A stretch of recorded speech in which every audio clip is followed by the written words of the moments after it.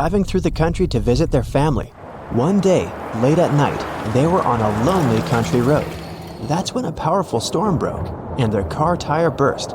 They had to leave the vehicle to find help, but there was nothing, and no one around. Sometime later, they came across an old and spooky mansion that seemed abandoned, but the guys decided to try and see if anyone lived there and could help them. They arrived at the mansion gate. On a metal address plaque, it was written, "The House of Riddles."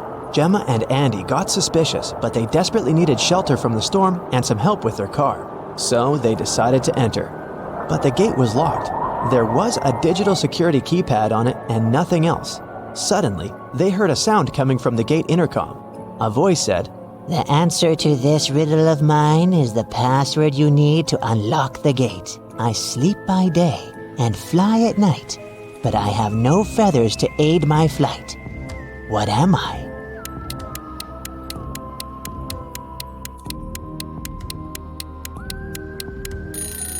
"That's a bat." When the guys arrived at the door, they saw there was something engraved on it. "Stop right there, wanderer. Don't knock on the door just yet. For if you knock more or fewer times than you should, that you're gonna regret. Here's your second riddle. I am an odd number, but I become even if you take away a letter. What am I?" Gemma and Andy realized that the number equaled the number of times they had to knock on the door for it to open. Can you help them figure out the correct number?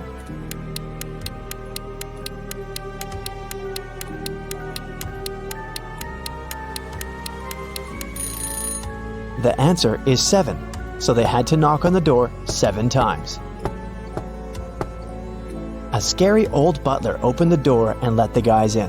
The door suddenly closed behind their backs and then just vanished into thin air. There were no doors in the room they had entered. The butler said, "Welcome, mortals, to your doom. To make it out of this house, you have to solve every riddle in every room. If you can't, you'll stay in this place forever. Here's your riddle for this room. Which bride is marrying this groom?" If they managed to figure out the answer, a door would appear. If they could not, well, too bad.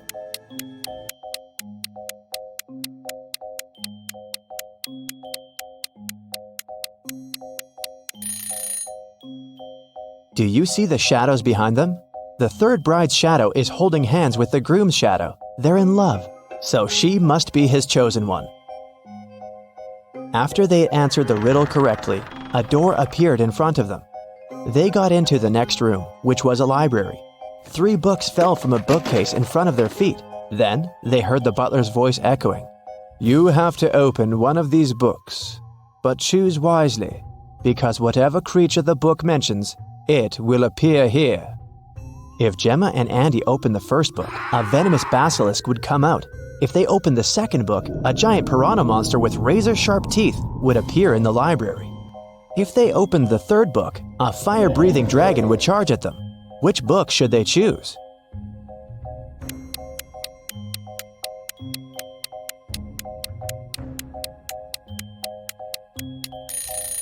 Since the giant piranha is a water creature, it can't survive on land, so the guys should choose the second book.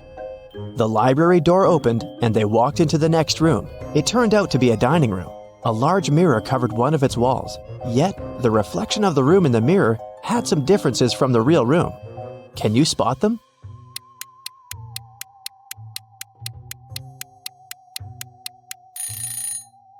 The reflection of the deer statue in the mirror has more antlers.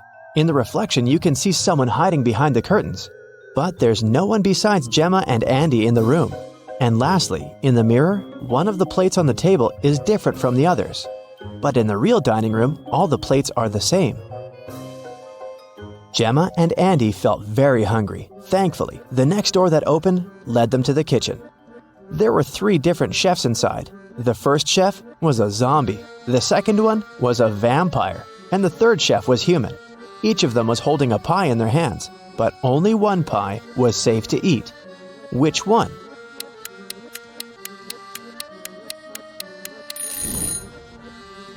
Do you see the bugs coming out of the zombie chef's pie? Yikes!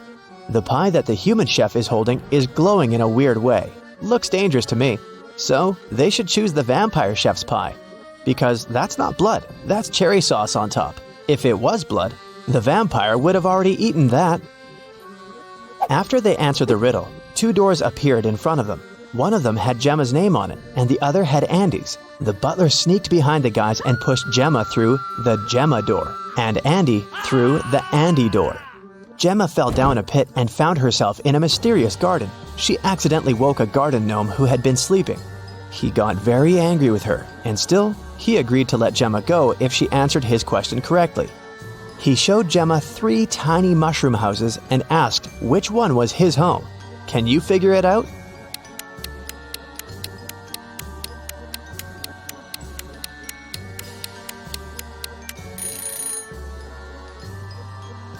Do you see the flower on the gnome's hat?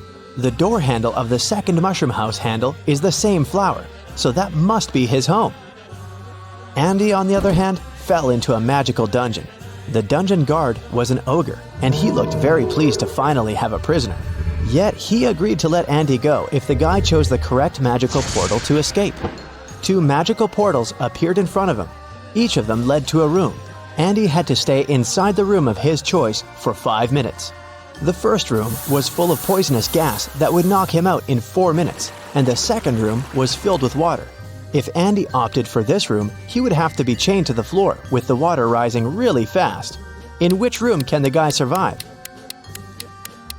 Andy should choose the first room. He should take a breath and try not to breathe for a minute. After that, he'll have to wait for 4 minutes for the door to open, and then he can escape. Both Gemma and Andy were magically transported to the hallway after having answered their riddles correctly. They were happy to be together again.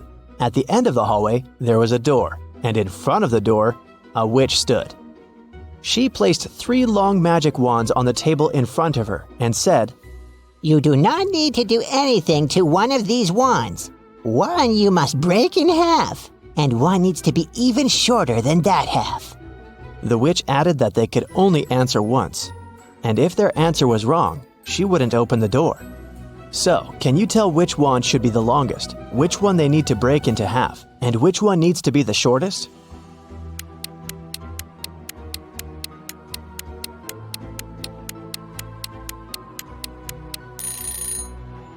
Do you see those spiders hanging from the ceiling? Since the door is shaped like a spider, they must be giving Gemma and Andy a hint. The silk thread that the first spider is hanging on is the shortest, so the first wand needs to be the shortest. The silk thread that the second spider is hanging on is the longest, which means that the second wand needs to remain as it is. And the silk thread that the third spider is hanging on is of a medium length, which means that the guys need to break the third wand in half. The witch opened the door and Gemma and Andy entered a bedroom. 3 spirits were floating inside. Each of them claimed to be the owner of the mansion. Gemma knew only one of them was telling the truth. Who is it?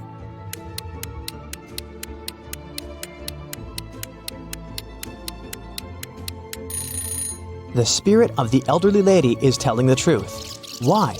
Let's rewind a bit. Did you notice the portraits hanging on the walls in the hallway? There's a portrait of this very lady. That can only mean she used to be one of the owners of the mansion. The next stop was a living room. When they walked in, Andy saw something weird. What was it?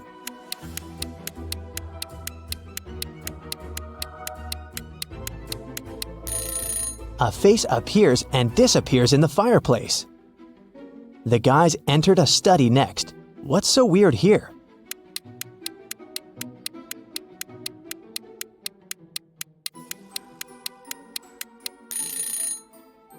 The fingers of this medieval knight's armor are tapping on the sword. The next room was a guest bedroom. What's weird here?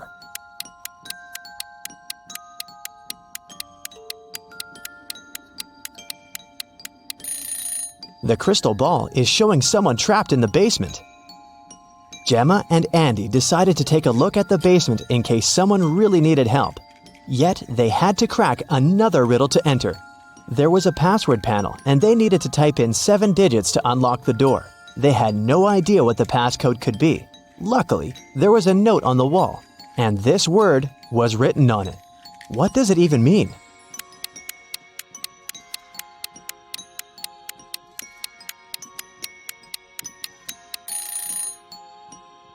turn the note upside down. What do you see now? The letters look like numbers, right? So the passcode is 1837837. There were 3 people in the basement who claimed to be trapped there, but only one of them was telling the truth. Who is that?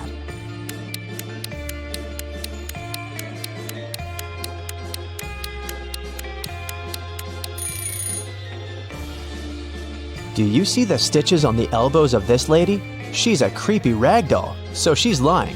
And this man has claws instead of fingers. He must be a shapeshifter or something. Then it must be this guy who's telling the truth, so Gemma and Andy took him with them. After the guys answered every riddle in every room correctly, the butler appeared again. "Thank you, travelers. Now you're free to go, but this you must know. All of us in this house are cursed. Answer this one last riddle for the curse to be reversed. Once we are finally free, we'll help you with your car too. You'll see. There are 9 people in front of you. One of them is a monster who cursed us. Tell us who." This guy has 2 horns that are hiding in his hair. He is not a human. He's a monster. Holly went to the supermarket to buy a watermelon. She found these 4 watermelons, but only one of them is edible. Can you guess which one?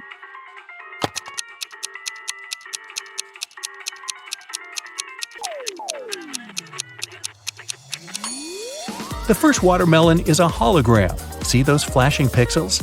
The tail of the second watermelon is a green snake, probably not the safest choice.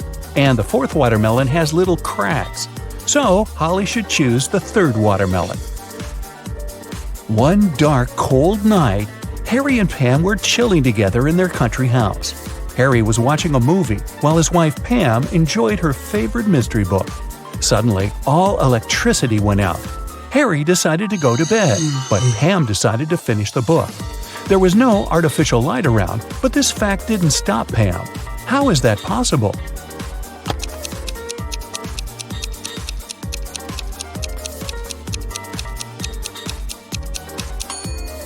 Pam was listening to an audiobook on her phone. It's big on Saturday and Sunday. It's small on Tuesday, Wednesday, and Thursday. It's absent on Monday and Friday. What are we talking about?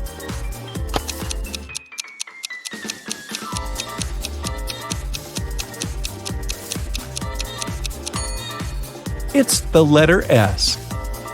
Bella and Ken took a flight to Europe to celebrate their honeymoon. It took them 2.5 hours to reach the destination. After spending 2 weeks together, they flew back home. However, it took 150 minutes this time, even though the plane flew at the same speed. Can you guess why?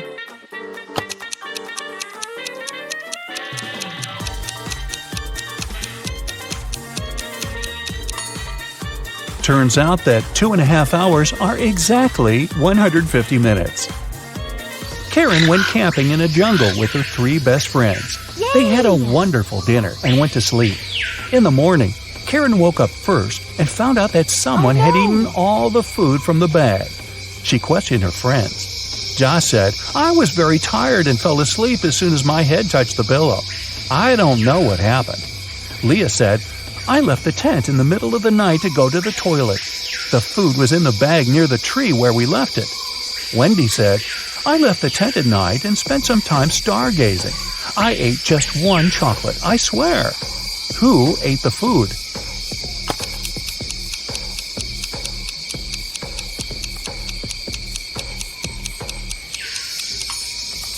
It was the monkey who was hiding in the tree. See those footprints around the bag? They are definitely not human. Gerald is a college dean. Somebody stole his car this morning. Soon the police found it across the street. The thief hit a pole and escaped. The police interviewed 3 suspects.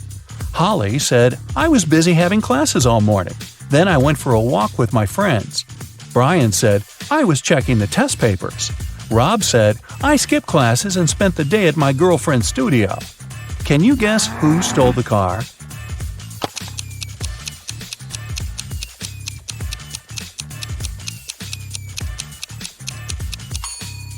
It was Holly. Take a closer look inside the car. She lost one of her earrings. The combined age of Jenny and Jasmine is 49 years old. Jenny is twice as old as Jasmine was when Jenny was as old as Jasmine is now. How old are the sisters?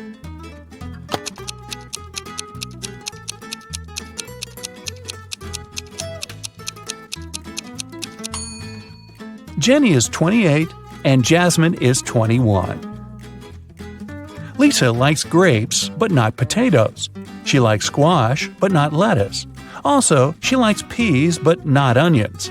Following the same rule, will she like pumpkins or apples?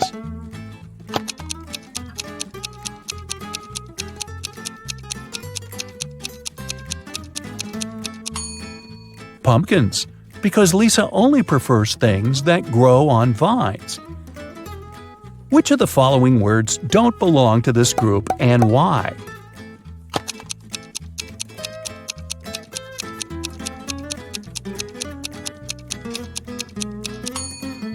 Courts. All the other words are anagrams of each other. Two people participated in a contest. They had to hold something. Finally, the jury announced the winner. It was a person with their hands and feet tied. How can this be possible?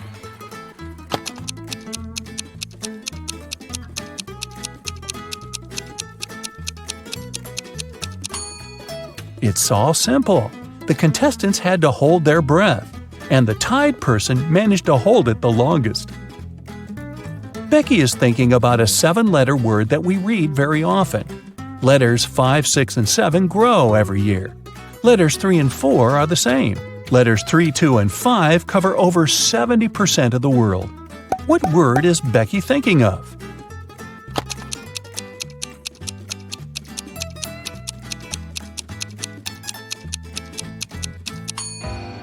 The correct answer is message. Our age grows every year, and the sea covers over 70% of the planet. Amy is looking at Nick, and Nick is looking at Mia. Amy is married, and Mia is not. Is a married person looking at the unmarried person? Will you go with a yes or a no? Or is this information insufficient?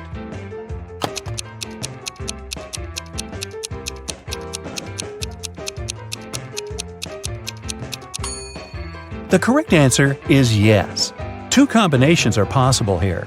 If Nick is married, Mia, who is unmarried, is looking at him, who is married.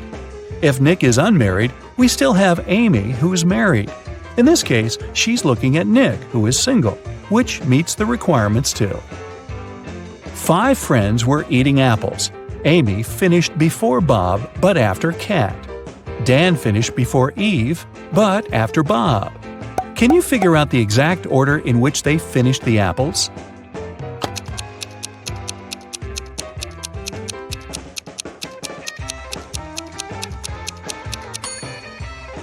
Kat, Amy, Bob, Dan, and Eve. Eric's job is to guard a supermarket parking lot. One day, he was walking around the area as usual and noticed that someone had parked the car in the middle of the driveway. He questioned 4 women. "Ladies, who is the owner of this car?" All 4 women replied, "It's not my car." Eric took a closer look at the vehicle and figured out its owner right away. Can you guess which of these women is the owner of the car?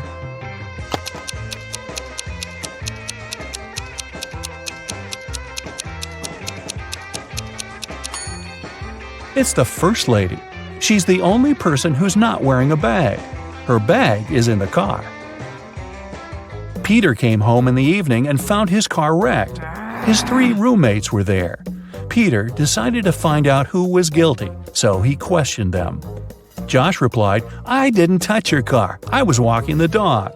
Mike said, "That wasn't me. I was playing football with my friend." And Will said, "Nothing special happened today. I was just hanging out with our neighbors." Can you spot the liar?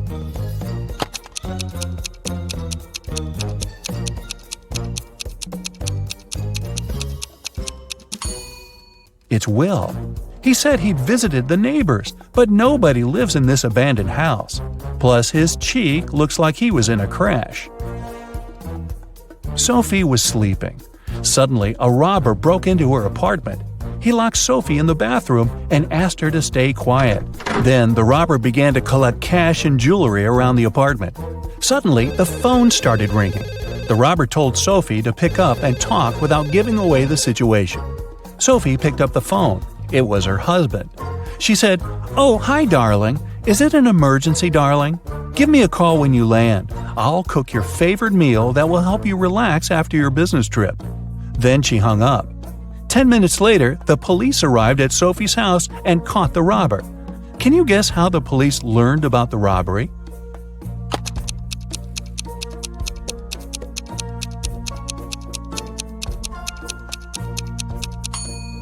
Sophie played with the mute buttons. She pressed mute on specific parts of her conversation to make her husband only hear emergency, call, and help. And he called the police right away. Rick woke up in a weird basement and saw 3 doors. He has only one chance to escape. If he enters one of the doors, he won't be able to use them again. The first door leads to a room with high-voltage wires hanging above the wet floor. Behind the second door, there's a room filled with water and piranhas swimming in it. The third door leads to a space where flesh-melting acid rain is falling from the ceiling. Which door is more or less safe to enter?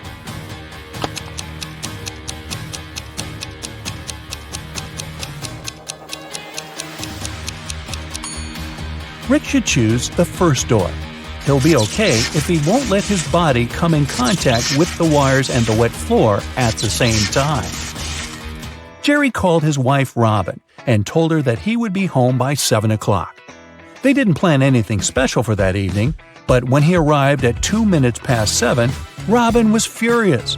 Why was she so angry? Any ideas?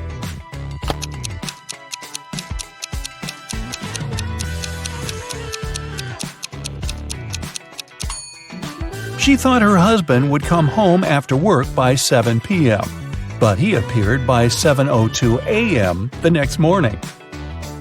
When the day after tomorrow is yesterday, today will be as far from Wednesday as today was from Wednesday when the day before yesterday was tomorrow.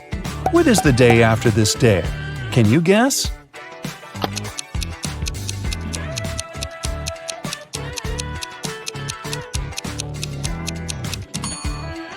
It's Thursday. Harry and Barry are 2 magicians performing this evening in 2 nightclubs on the same street. But one of them is fake. Can you guess who?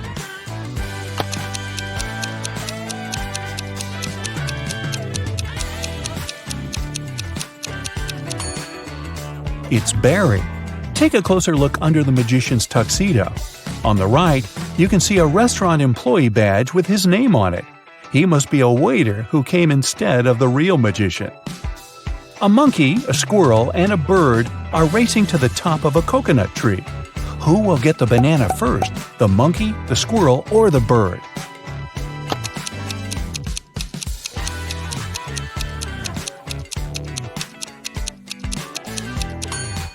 None of them, because bananas don't grow on coconut trees. Bonnie is cooking dinner. She has 3 stoves, a gas stove, a wood stove, and a coal stove, but only one match. What should she light first of all?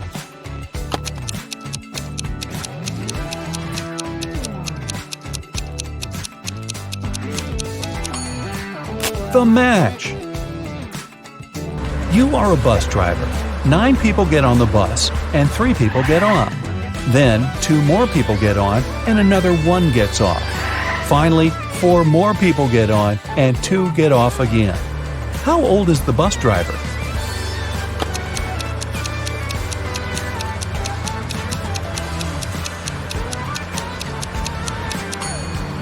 Whatever your age is, remember the question?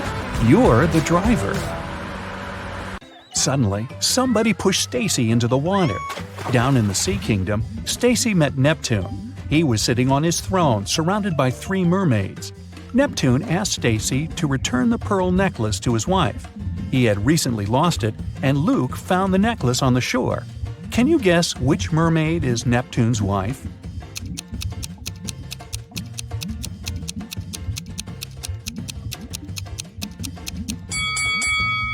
The third one, she's the only one who's wearing an engagement ring. Another working day at the chocolate factory. Jason decided to prank Freddy and covered a raw chicken egg with a layer of chocolate.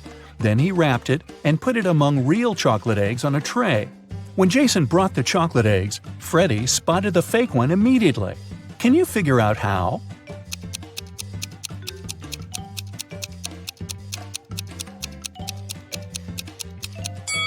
The real chocolate eggs are hollow inside, so they were rolling all over the tray when Jason was walking. But the raw egg is heavier, and it didn't move much. What about the dressing room? Any odd details?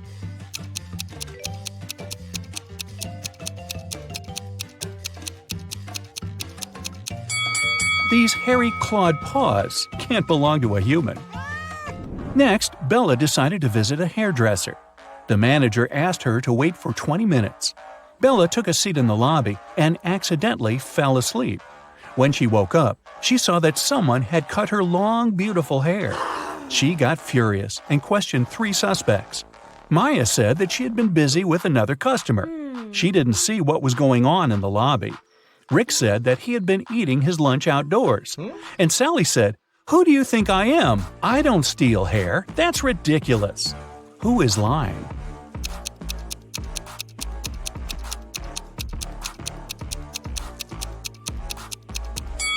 Both Maya and Sally had some cut hair on their clothes, but that doesn't prove their guilt.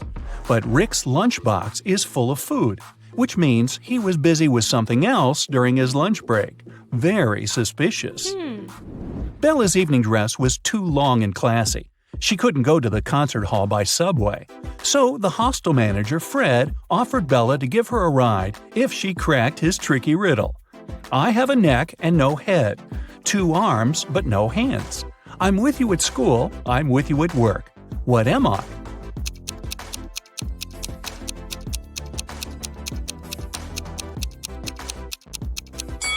The correct answer is a shirt. During a break, Bella went outside to get some fresh air. She enjoyed the evening along with the other guests. Suddenly, a street dealer offered Bella a diamond necklace for $20. What? She agreed right away and put the necklace on. Okay. Soon, 3 guests came over to Bella to claim the necklace. Pam said, "How dare you? This necklace has been in my family for ages. I lost it in the ladies' room." Diana said, "This piece looks very similar to my necklace. Someone stole it as I was moving through the crowd today. In any case, my jewelry collection is insured." And Sheila said, "I noticed that the necklace was gone after visiting the buffet on the 6th floor. Can you help Bella return the necklace to its real owner?"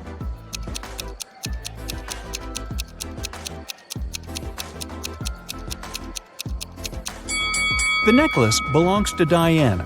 The concert hall doesn't have 6 floors. Pam and the street dealer have similar tattoos on their arms, so they must be scammers working together. After the performance, Letitia invited Bella to the after-party, where Bella met Tyler. He claimed he was a famous violinist and showed Bella some pictures proving his luxurious lifestyle. But Bella realized that he was just a wannabe very soon. How did she understand it?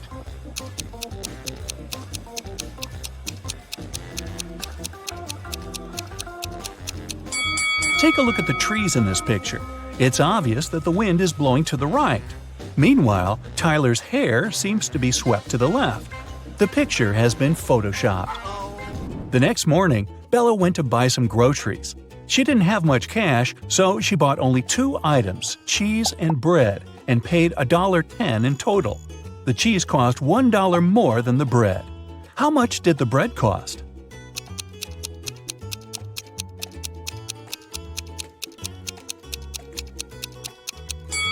The most obvious answer would be that the bread cost 10 cents.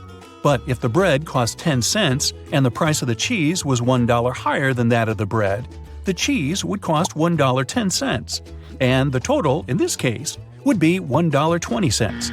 The correct answer is that the bread costs 5 cents and the cheese costs $1.05. This indeed makes a total of $1.10. Does that make sense?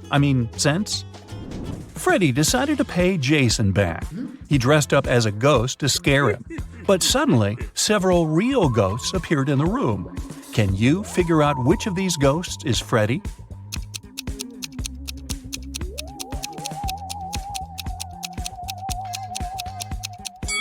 This guy over there. He's the only ghost who is not transparent at all. One evening, the factory was celebrating its anniversary. The management organized a party. All employees participated in a karaoke competition. Most of them all sang incredibly well and received gifts and flowers. But only two of the best singers, Nancy and Betsy, made it to the final. They prepared to face each other in one more round. But suddenly, Betsy fell to the floor, unconscious. Doctors claimed that she had been poisoned. But all the participants of the competition had eaten exactly the same food. Besides, the police checked the dishes, and they were okay. Can you guess what happened?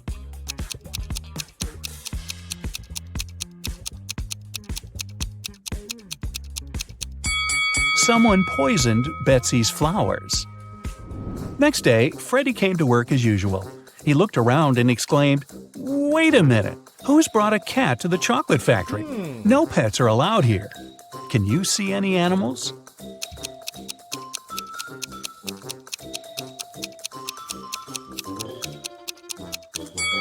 Here it is. The cat got scared and ran away to another room. Freddy followed it. Can you spot the cat now?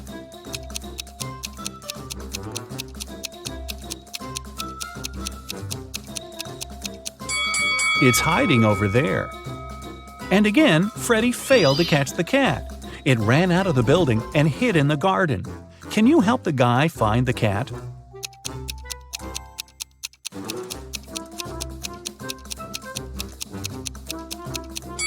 The poor animal is over there. Freddy caught the cat and found a small note attached to its collar. It had contact information. Freddy called the cat owner, but no one answered the phone. So, after work, Freddy took the cat and went to the address mentioned in the note. It was a creepy castle. The door was locked and required a password. Can you help Freddy crack the code using this hint?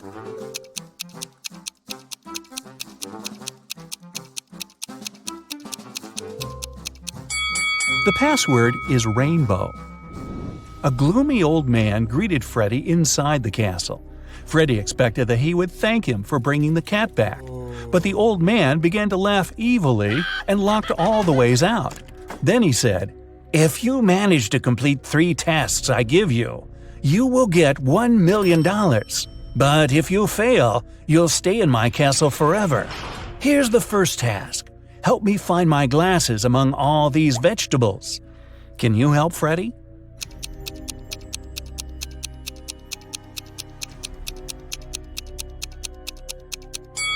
Here they are. The next task from the old man was to cook a potion and do it in the correct order. He gave Freddy this recipe. Can you help the guy?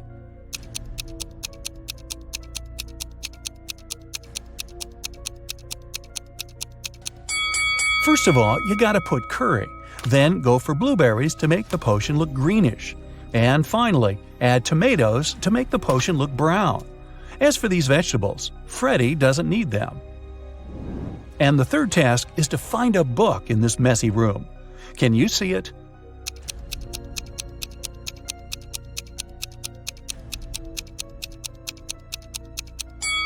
It's half hidden inside the sofa.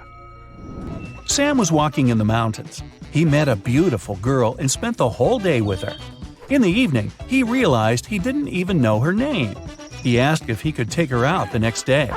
The girl agreed, but only if he guessed her name. Sam was upset, but luckily, the girl liked him too. She wrote something on a piece of paper. It was a hint. Can you figure out her name?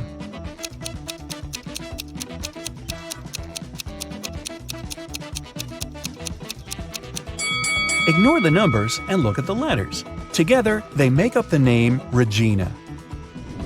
Sam rented a cabin on a beautiful deserted beach. He called Regina and invited her over, but she complained that she'd broken her leg. Sam offered his help and invited Regina to stay in his house until she recovered. He brought her to the cabin in his arms like a real gentleman. Regina was hungry and asked Sam to go buy some food. When Sam returned, he saw that someone had robbed his house. Regina said she had been sleeping and hadn't seen the robbers. Sam called the police and said, "I guess my new girlfriend is a thief." Why did he think so?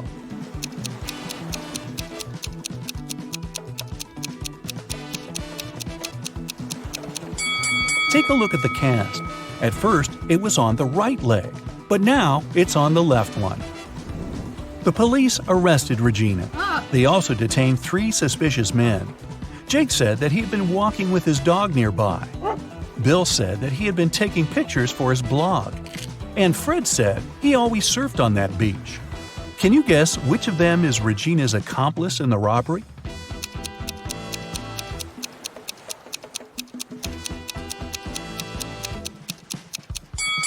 It's Bill. Take a look at his arm. He has a tattoo with Regina's name. Today, we trek into a mysterious cave teeming with treacherous traps.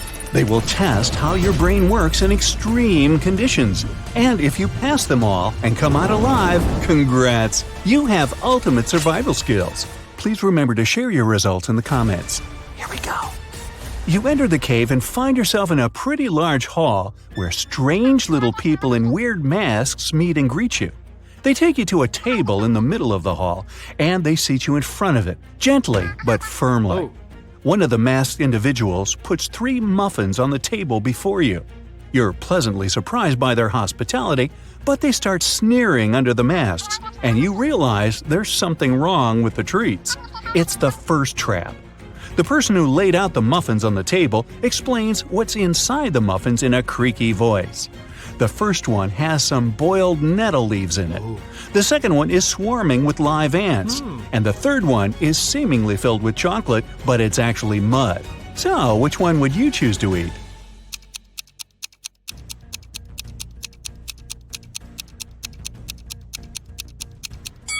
Well, live ants and mud are a no-go for sure.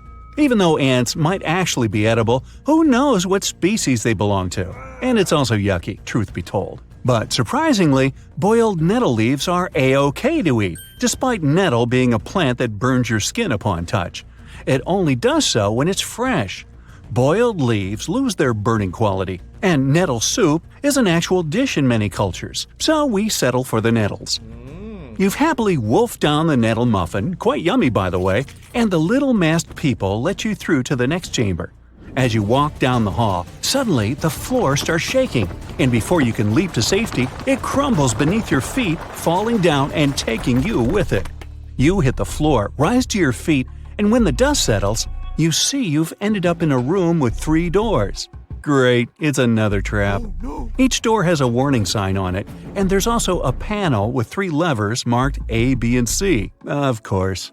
Each of the levers opens a specific combination of doors, not just a single one.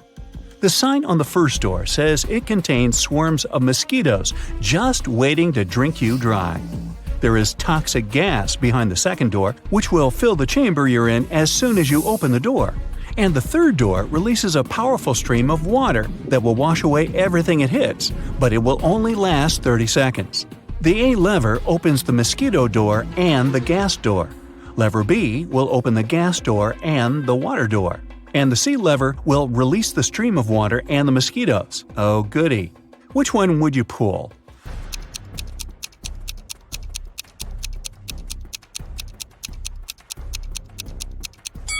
If you chose the C lever, you're either fortunate or have outstanding survival instincts. This combination will get you out of the trap. 30 seconds of a mighty torrent are just enough to get rid of any swarm of mosquitoes. The water and gas combo would do nothing useful, as the gas would not be washed away. And as for gas plus mosquitoes, well, you might get rid of the insects, but it wouldn't save you from the gas either. Now you dry yourself as you can after the shower and walk out of the room you were trapped in, waiting for another trap to show up. Bang! A huge boulder falls right behind you and starts rolling your way. You run away from it and duck into an alcove in the wall to your side. The boulder rolls past and you sigh in relief.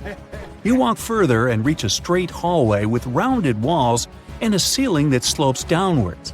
With a thunderous crash, another boulder smashes through the ceiling and comes barreling towards you fast. The boulder fits the tunnel perfectly, and there's no hiding place to get away from it now.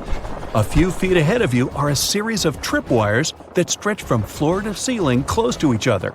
They're very sensitive, and each one will cause a bottomless pit to open right beneath your feet if you touch it. To your left is another alcove in the wall, but if you attempt to squeeze into it, the boulder will press you with some force against the wall as it passes, and the wall has nails sticking out of it from floor to ceiling. Down by your feet is a hole in the floor, but it's only a couple of inches deep. On the bright side, there are no nails in it. So, what's your choice? A. Try to slip between the tripwires. B. Squeeze yourself into the nailed wall. Or C. Lie down in the hole in the floor.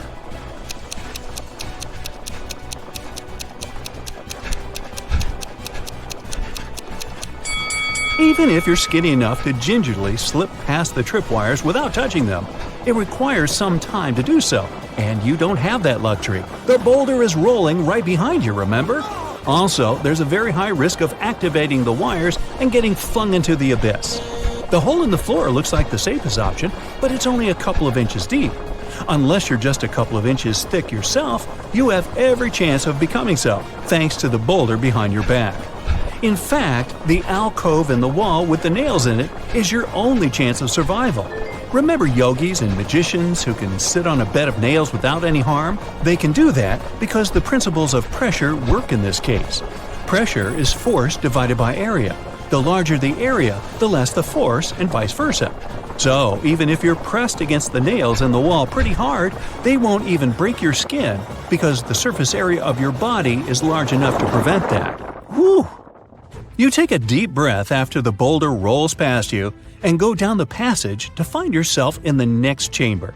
The first thing you see is a door with a large lock at the other end of the room and a timer right above it. It shows 60 minutes, and the countdown starts as soon as you enter the chamber. There, you notice 3 large transparent jars on the right-hand wall. Each of them contains a key, which seems to fit the lock on the door. But there's an unpleasant surprise in each of the jars, too. The first jar has venomous snakes inside. The second one is full of acid, and the third one is filled with boiling hot water. You have nothing to use to get the keys out of the jar but your own hands, and the timer goes on ticking. Which jar should you choose?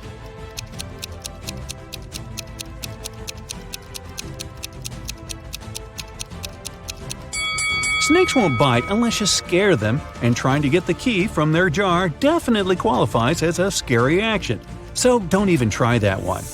Acid isn't an excellent choice either, obviously. The timer is actually a hint. Hot water cools down with time, and an hour is more than enough for it to become lukewarm. Just wait until it's cool enough to be bearable and get that key. You happily open the door and find yourself in an open sunny glade somewhere deep in the unknown woods. You've made it out, but how do you get back home? In the sky, you see a helicopter flying by. It seems they don't see you. The chopper almost flies away, and you need to do something quick to make the pilot notice you. In the grass in front of you, there's a box of matches, a pile of large twigs, and a pocket mirror. What should you do?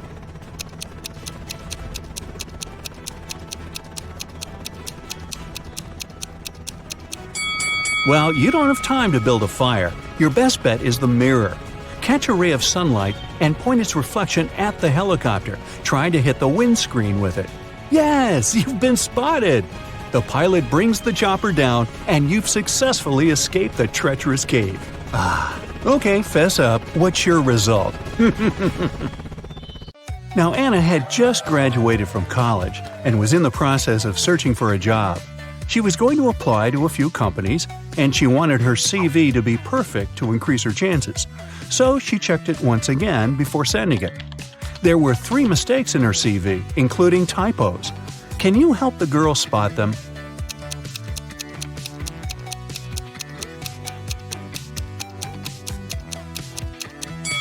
Take a look at the year when she graduated from college.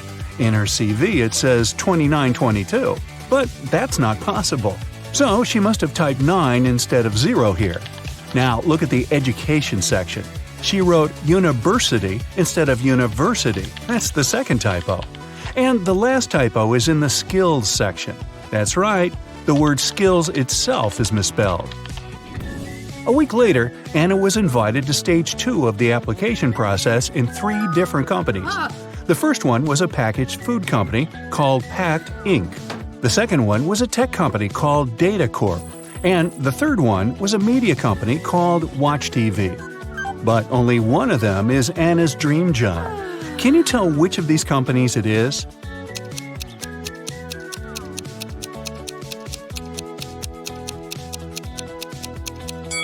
Take a look around her room. You'll notice that there's some merchandise from Data Corp. Anna has their sticker on her laptop, and there's a Data Corp mug on her table. But most importantly, do you see that post-it note on her mirror that says goals? Her number 1 goal is to get a job at Data Corp. If the first 2 hints didn't convince you, this certainly will do. The talent recruiter of Data Corp soon called Anna. She said the girl would pass stage 2 of the application process if she guessed her name correctly. But of course, I will give you a hint, she said. My name is 2 of 7 Chicago, 2 of 6 London, and 1 of 9 Edinburgh. What? Can you tell what the talent recruiter's name is?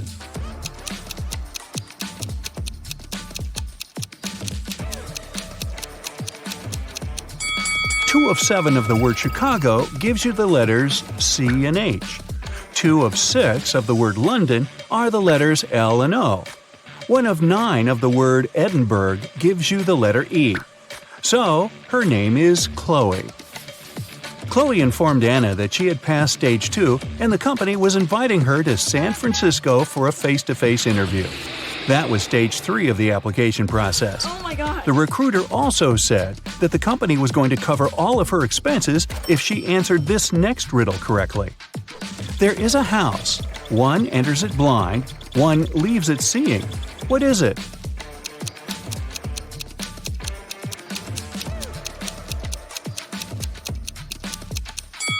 Do you know the answer? It's a school, and Anna answered correctly. On the day of the interview, Anna arrived at the airport too early. She was hungry, so she decided to eat something. There were only 3 restaurants open at the airport. The first one served only different kinds of salads. The second one sold various types of pizza and pasta. And the third place was a seafood restaurant. Which restaurant should she choose?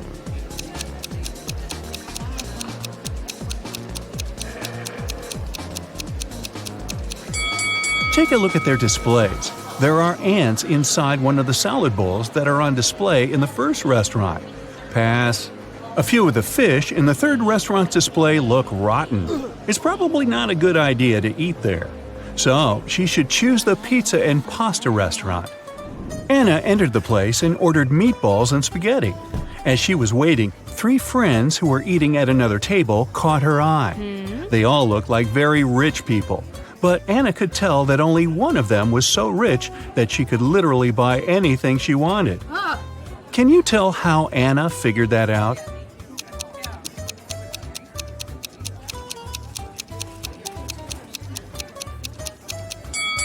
First, take a look at the menu board on the wall. All the prices are listed there. And now, look at what each girl is eating. The first one is munching on Neapolitan pizza. The price for this dish is listed as $25. The second girl is eating pineapple pizza, which costs $39.99. The third girl, though, is trying Pizza Royale, which is made with 24-karat gold topping. Look it up, it's a real thing. And its price is $4,000. That's a lot, even for an airport restaurant. So the third girl must be the richest one. It was time to board the plane. The company spared no expense to get Anna to San Francisco with comfort. So she was going to fly business class. As one of the flight attendants showed her to her seat, she told Anna that she was very lucky to be on this flight because there was a very famous actor on board, and he was sitting next to her. Oh my god. Can you tell which of these people is the actor?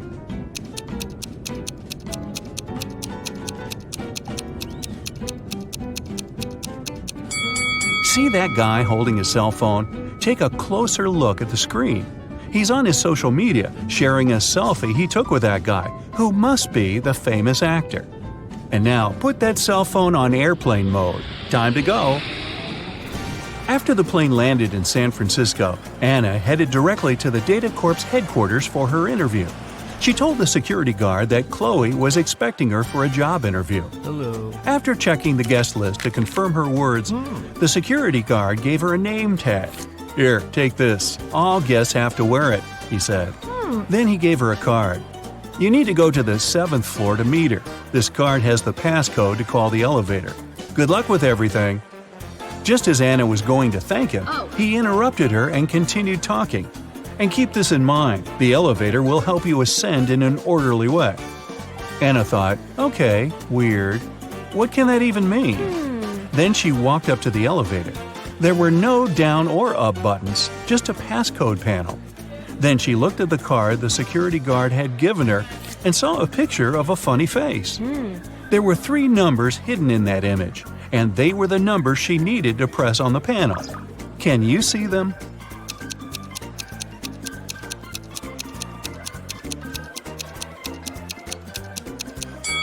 There's a 7 here, a 3 is here, and here's number 1. Okay.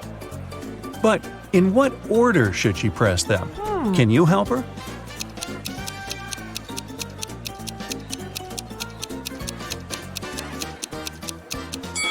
Remember the weird thing the security guard said? He actually gave Anna a hint. The elevator will help you ascend in an orderly way. Ascend, order. So, she needs to enter the numbers in ascending order from the lowest to the highest. It means that the passcode is 137. Here comes the elevator.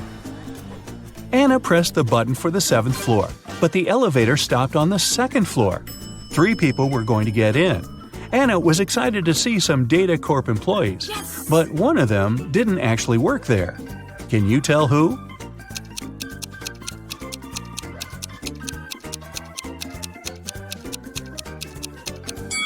Remember what the security guard said about all guests having to wear name tags? This lady has one too, so she is a guest and isn't working there. Anna got off at the 7th floor and was greeted by Chloe. The woman directed her toward the manager's office. Anna walked in. "Hello, Anna, I'm Edith," the manager said. "I'm the one who's going to interview you, since you are applying for the manager's assistant position. I saw your CV and I was impressed. You've been solving all the riddles correctly, too. I have one last riddle for you, and if you crack it, we'll hire you. Oh my god. I'm a bean, but I'm not magic. I can be roasted, but I'm not a turkey. I can be ground, but I'm not pepper. I can be pressed, but I'm not a button. What am I? Quick, help Anna get this job."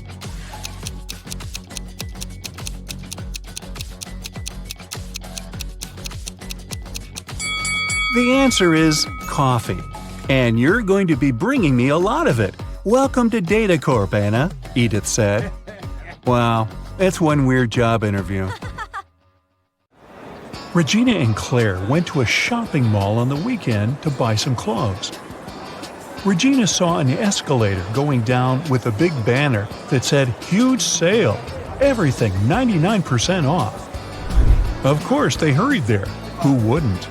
But as soon as they headed there, everything faded out. The mall and the part of the escalator behind them vanished. It got all dark, and they had no other option but to go where the escalator would take them. They arrived at a place where they couldn't see anything. Regina yelled for help. Suddenly, 3 signs appeared in front of them. The first one said, "This leads to a sea filled with flesh-eating mutant sharks." The second went, "This leads to a forest with brain-sucking zombie mosquitoes." And the third one said, "This leads to a cave covered with sharp rocks and bats with giant claws." Which one should they choose?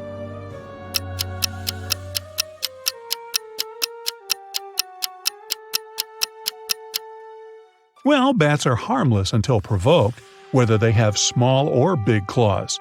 So they should choose the third one. And as for the sharp rocks, they just need to watch their steps. They started walking in the direction of the cave when suddenly a peculiar tiny monster cut their way. "Welcome to the Underworld, home of all monsters. We hope you enjoy your stay." Even if you don't, you can't ever leave here anyway." And it vanished out of sight. That's when a scary-looking city started to appear around them. "What does it mean that we can't leave?" Claire asked. "There must be someone who can help us," Regina replied. "Psst, over here," a creepy monster said from the corner of the street. "Crack my riddle and I'll tell you who can help you. What goes around the house and into the house without ever touching the house?"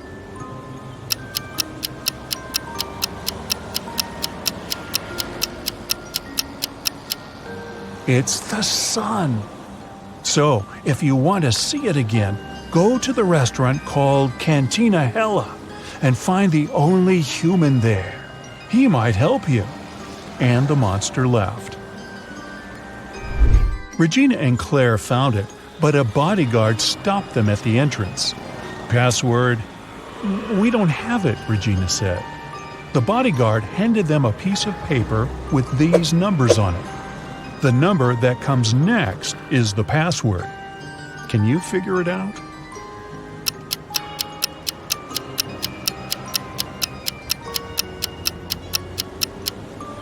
Every next number is made by moving the first digit of the previous one to the end.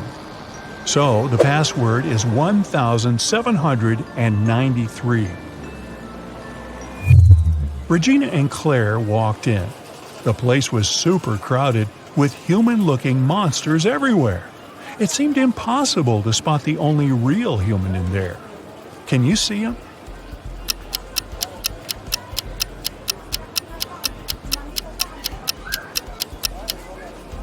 Well, the others may look human, but if you take a closer look, you can see their tails, fangs, horns, and all that. But this guy here doesn't have any of that. So he must be who they're looking for. Regina and Claire approached the man. His name was Eddie. They told him all about what they'd been through. He said, "I know how you can get back. I do travel to Earth and back here all the time. I'll help you. Meet me here in an hour." Then he gave them his card and left. On it, there was strange writing. Can you decipher it?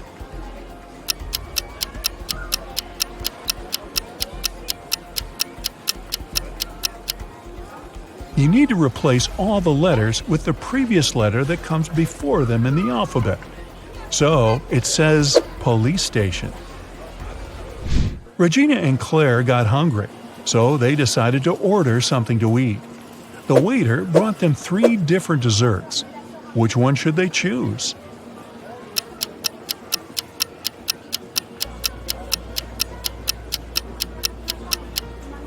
Did you notice that the eyes on the first one are actually blinking? I wouldn't eat that. And the teeth inside the second one are real. Well, that's creepy. But the worms inside the third one are just gummy worms. And what looks like dirt is actually chocolate crumble. So they should definitely eat this one. After eating, they headed to the police station to find Eddie. When they arrived, they saw Eddie was really panicked. "I'm a monster hunter, like a detective of the Underworld, and I caught this extremely dangerous monster called Winona. But she escaped from her prison cell. I don't know how." But Claire immediately figured out how she escaped. Can you?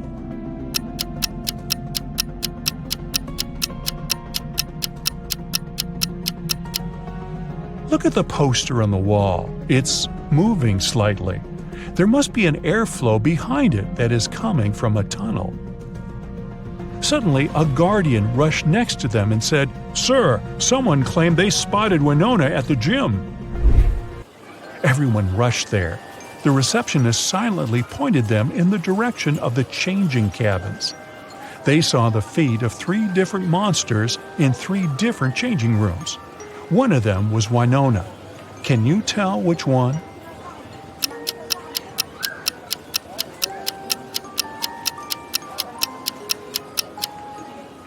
Do you remember what the other prisoners were all wearing? The monster in the third cabin is wearing the same thing, so she must be Winona.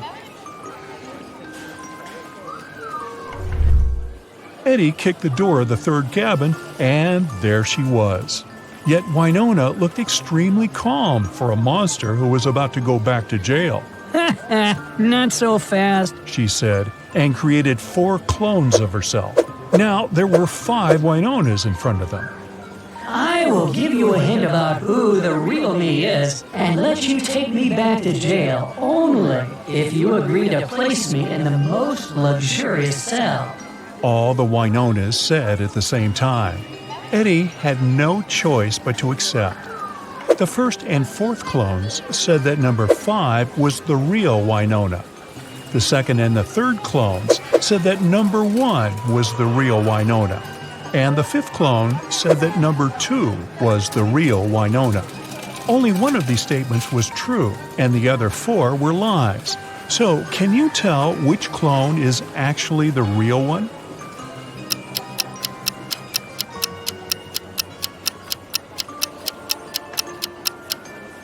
If only one of them told the truth, then neither the first nor the fifth clone could be the real Winona, since that would mean 2 clones told the truth. Nor could the real Winona be the third or the fourth clone, since that would mean no one told the truth.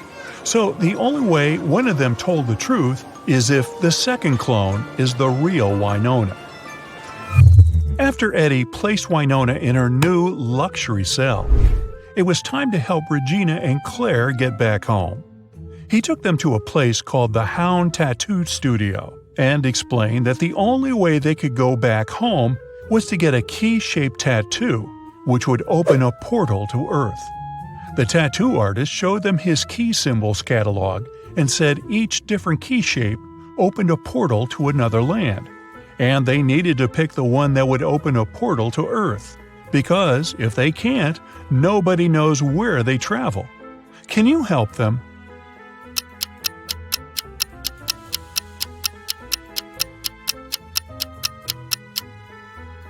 Remember, Eddie told them that he travels to the Earth all the time.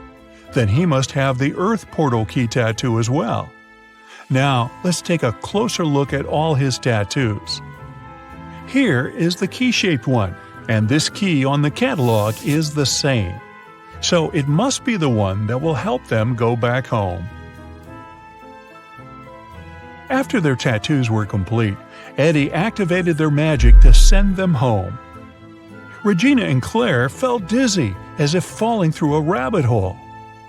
Then, suddenly, they woke up in their bedrooms at home. Wait, none of that was real?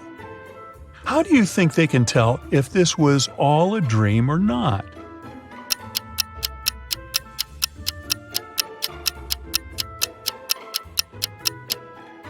Simple. They should just check if they really have tattoos now.